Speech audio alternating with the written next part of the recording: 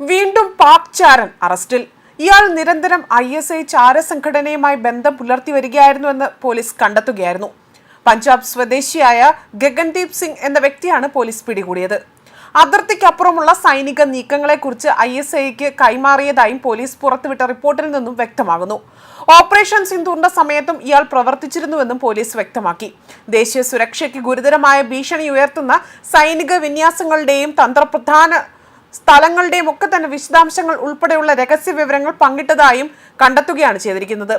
പാകിസ്ഥാൻ ആസ്ഥാനമായുള്ള ഖാലിസ്ഥാനി ആരാധകനായ ഗോപാൽ സിംഗ് ചൗളെ എന്ന വ്യക്തിയുമായും കഴിഞ്ഞ 5 വർഷമായി ഇയാൾ ബന്ധപ്പെട്ടിരുന്നുവെന്നും പ്രാഥമിക അന്വേഷണത്തിൽ കണ്ടെത്തുകയാണ് ചെയ്തിരിക്കുന്നത്.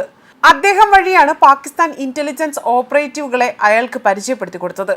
ഇന്ത്യൻ ചാനലുകൾ വഴി POKയിൽ നിന്ന് അയാൾക്ക് പണവും ലഭിച്ചതായി കണ്ടെത്തിയിട്ടുണ്ട്. ഇത്തരത്തിൽ പല പ്രവർത്തനങ്ങളും കേന്ദ്രീകരിച്ചുകൊണ്ട് പാകിസ്ഥാന്റെ ISI പ്രവർത്തിക്കുകയാണ്. അതായത് പല യുവാക്കളെയും നോട്ടമിട്ടുകൊണ്ടാണ് ISI പ്രവർത്തിക്കുന്നത്. ഇവർ ആകട്ടെ ഇന്ത്യൻ അതിർത്തിയിലൂടെ നുഴഞ്ഞു കയറി ഇന്ത്യക്കാരിൽ ഒരാളായി നിന്നുകൊണ്ട് തന്നെ യുവാക്കളെ അവരുടെ വശത്തേക്കാക്കുകയാണ്. കൂടുതലും ലക്ഷ്യം വെക്കുന്നത് തീവ്ര ഇസ്ലാമിസ്റ്റുകളെയാണ്. മാത്രമല്ല സോഷ്യൽ മീഡിയയിൽ സജീവമായി നിൽക്കുന്ന യൂട്യൂബ് ബ്ലോഗർമാരെയും ഇവർ ലക്ഷ്യം വെക്കുന്നതായുള്ള റിപ്പോർട്ടുകൾ കഴിഞ്ഞ ദിവസങ്ങളിൽ പുറത്തു വന്നിരുന്നു. അതേസമയം കഴിഞ്ഞ ദിവസങ്ങളിൽ കേരളത്തിൽ നിന്നടക്കം ഏകദേശം 20-ലധികം പാക് ചാരന്മാരെയാണ് പിടികൂടിയത്. അതിൽ ഏറ്റവും വിവാദമായത് യൂട്യൂബർ ജ്യോതി മൽഹോത്രയുടെ ISI ബന്ധവും പാക് സന്ദർശനവും തന്നെയായിരുന്നു. അവർ താൻ ഇടപെടുന്നത് ISI ചാരന്മാർ അല്ലെങ്കിൽ ആ ഏജന്റുകളാണ് എന്ന് അറിഞ്ഞിട്ട് കൂടിയാണ് ഇന്ത്യയെ ഒറ്റുകൊടുക്കാൻ അവർ കൂട്ടുനിന്നത്. അത്തരത്തിൽ നിരവധി സംഭവങ്ങളാണ് ഇക്കാലയളവിൽ തന്നെ നടന്നിരിക്കുന്നത്. അതോടൊപ്പം തന്നെ സ്വന്തം രാഷ്ട്രത്തിന്റെ വികാരം മറന്നുകൊണ്ട് പാകിസ്ഥാന് വേണ്ടി ചാരപ്പണി നടത്തുന്നവരുടെ എണ്ണമാകട്ടെ ദിനംപ്രതി വർദ്ധിക്കുകയാണ്. NIA റെയ്ഡ് ശക്തമാക്കിയതോടുകൂടി തന്നെ പാക് ചാരന്മാർ അറസ്റ്റിലാവുകയാണ്. ജ്യോതി മൽഹോത്രയ്ക്ക് പിന്നാലെ ഇപ്പോൾ മറ്റൊരു യൂട്യൂബർ കൂടി പിടിയിലായി. ഏകദേശം 47 ലക്ഷം ഫോളോവേഴ്സ് ഉള്ള പ്രശസ്ത തെലുങ്ക് സെലിബ്രിറ്റി വ്ളോഗറായ ഭയ്യ സണ്ണി യാദവാണ് പിടിയിലായത്. ഇതോടുകൂടെ തന്നെ ഇന്ത്യയിലെ ട്രാവൽ വ്ളോഗിംഗ് ചെയ്യുന്ന വ്യക്തികൾ NIA നിരീക്ഷണത്തിലാണ്. പാക് ചാര സംഘടനയായ ISIക്ക് വേണ്ടി രഹസ്യ വിവരങ്ങൾ ചോർത്തിക്കൊടുത്തുവെന്നും ചാരശൃംഖലയിൽപ്പെട്ടവരെ ഉത്തരേന്ത്യൻ സംസ്ഥാനങ്ങളിൽ നിന്ന് കൂട്ടത്തോടെ അറസ്റ്റ് ചെയ്യുന്നതിന് ഇടയിലാണ് ട്രാവൽ വ്ളോഗിങ്ങിന്റെ മറകിൽ വ്ളോഗറായ ഭയ്യ സണ്ണി യാദവ് ചാരവൃത്തി നടത്തിയതായി കണ്ടെത്തുന്നത്. ചെന്നൈയിൽ വെച്ച് ചോദ്യം ചെയ്യാനായി NIA കസ്റ്റഡിയിലെടുത്ത ഭയ്യ സണ്ണി യാദവിന്റെ അറസ്റ്റ് രേഖപ്പെടുത്തിയതായ സംശയങ്ങളും പുറത്തു വന്നിരുന്നു.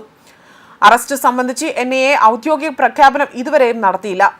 ഇന്ത്യയും പാകിസ്ഥാനെയും തീവ്ര യുദ്ധത്തിന്റെ വക്കിലെത്തിച്ച പഹൽഗാം ഭീകര ആക്രമണ സമയത്ത് പോലും ഇയാൾ യാത്രയിലായിരുന്നു. 2 ആഴ്ച മുൻപാണ് ഇയാൾ പാകിസ്ഥാനിൽ നിന്നും ഇന്ത്യയിലെത്തുന്നത്.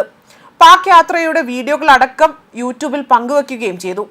മടങ്ങിയെത്തിയ ആ സമയത്താണ് NIAയുടെ നിരീക്ഷണത്തിലാവുകയും പിന്നീട് സംശയാസ്പദമായ ഇടപെടലുകൾ കണ്ടെത്തിയോടുകൂടി തന്നെ അദ്ദേഹത്തെ ചോദ്യം ചെയ്യാനായി കസ്റ്റഡിയിലെടുക്കുകയാണ് ചെയ്തതെന്നും റിപ്പോർട്ടുകൾ പുറത്തു വന്നു. രാജ്യത്തെ ചില ട്രാവൽ വ്ളോഗർമാർ ചാരന്മാരായി പ്രവർത്തിക്കുന്നുണ്ട് എന്നും ഇന്ത്യയുടെ എല്ലാ രഹസ്യങ്ങളും പാകിസ്ഥാന് കൈമാറുന്നുണ്ട് എന്നും NIAക്ക് നേരത്തെ തന്നെ വിവരങ്ങൾ ലഭിച്ചിരുന്നു. അതേപോലെ തന്നെ പാക് ചാരന്മാരുടെ എണ്ണങ്ങൾ വർദ്ധിക്കുന്നതനുസരിച്ചുകൊണ്ട് തന്നെ 8 സംസ്ഥാനങ്ങളിൽ NIA റെയ്ഡ് നടത്തി. 8 സംസ്ഥാനങ്ങളിലായി 15 സ്ഥലങ്ങളിൽ ദേശീയ അന്വേഷണ ഏജൻസി റെയ്ഡ് നടത്തുകയാണ് ചെയ്തത്. ഡൽഹി, മഹാരാഷ്ട്ര, ഹരിയാന, ഉത്തർപ്രദേശ്, രാജസ്ഥാൻ, ഛത്തീസ്ഗഡ്, ആസാം, പശ്ചിമ ബംഗാൾ എന്നീ സംസ്ഥാനങ്ങളിലെ പാക് ചാരവൃത്തിയുമായി ബന്ധമുള്ള പ്രതികളുടെ സ്ഥലങ്ങളിലായിരുന്നു റെയ്ഡ് നടത്തിയത്. നിരവധി ഇലക്ട്രോണിക് ഉപകരണങ്ങളും സെൻസിറ്റീവ് സാമ്പത്തിക രേഖകളും മറ്റു കുറ്റകരമായ വസ്തുക്കളും തങ്ങളുടെ സംഘങ്ങൾ പിടിച്ചെടുത്തതായും NIA അറിയിച്ചു. ഇന്ത്യ വിരുദ്ധ ഭീകര ഗൂഢാലോചനയുടെ ഭാഗമായി പാകിസ്ഥാൻ ആസ്ഥാനമായുള്ള പ്രവർത്തകർ നടത്തുന്ന ചാരവൃത്തി റാക്കറ്റിനെ കുറിച്ചുള്ള സൂചനകളായി ഇവ വ്യാപകമായി പരിശോധിച്ചു വരികയാണെന്നും ഇവർ വ്യക്തമാക്കുന്നു. ന്യൂസ് ഡെസ്ക് കർമ്മ ന്യൂസ്.